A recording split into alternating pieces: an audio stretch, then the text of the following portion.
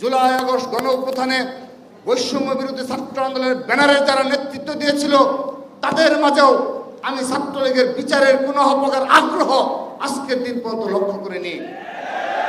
আপনারা লক্ষ্য করে দেখবেন, আমি আমার প্রিয় সহযোদ্ধাদের নিকট অবহিত করছি, আমরা ইতিমধ্যে ছাত্রলীগের বিচারের দাবিতে মার্চ ফর জাস্টিস কর্মসূচি বেশ কয়েকবার পালন করেছি। আমরা প্রশাসনকে চিঠি দিয়েছি, স্মারকলিপি দিয়েছি, বিশ্ববিদ্যালয় প্রশাসনকে আমরা বারবার স্মারকলিপি দিয়েছি, অনুরোধ জানিয়েছি আপনারা পদক্ষেপ নিন, সন্ত্রাসীদের চিহ্নিত করুন এবং বিচারের প্রক্রিয়া শুরু করুন। কিন্তু বাংলাদেশে শুধুমাত্র ঢাকা বিশ্ববিদ্যালয় এবং জাহাঙ্গীরনগর বিশ্ববিদ্যালয়ে নাম কাওয়াস্তে একটা লিস্ট প্রকাশ করেছে, বিতর্কিত লিস্ট প্রকাশ করেছে ছাত্রলীগের সন্ত্রাসীদের, কিন্তু বিচারের কোনো প্রক্রিয়া আজ অবধি তারা কোনো পদক্ষেপ গ্রহণ করেনি। আমরা নিন্দা জানাচ্ছি, 1 বছর অতিবাহিত হয়েছে কিন্তু তারা ছাত্রলীগের সন্ত্রাসীদের চিহ্নিতপূর্বক কোনো বিচারের ব্যবস্থা করতে পারেনি।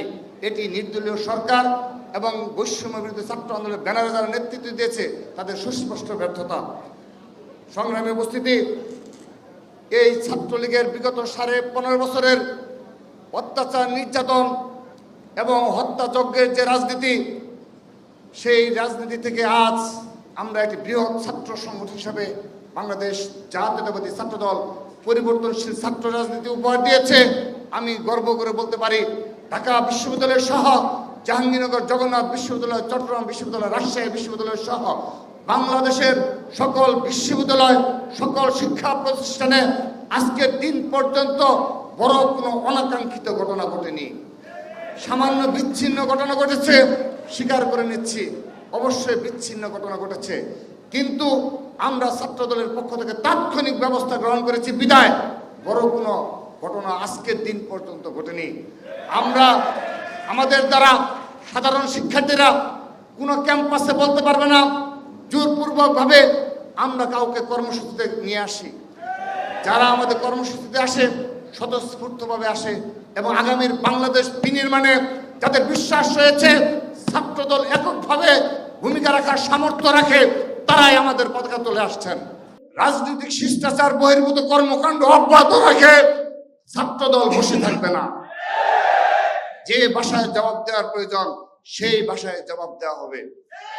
সংগ্রামী উপস্থিতি, যে সংগঠনগুলো বাংলাদেশে এই জুলাই আগস্টের গণ অভ্যুত্থানের চেতনাকে ভুলে গিয়ে 1971 সালের সেই পরাজিত শক্তিদের পুনর্বাসনের জন্য চেষ্টা চালিয়ে যাচ্ছেন, আমরা আজকে আমার মনে হয় এখানে সকলের বক্তব্যে আমি আশান্বিত হয়েছি, আমাদের দ্বারা আবার ঐক্য সম্ভব ইনশাআল্লাহ।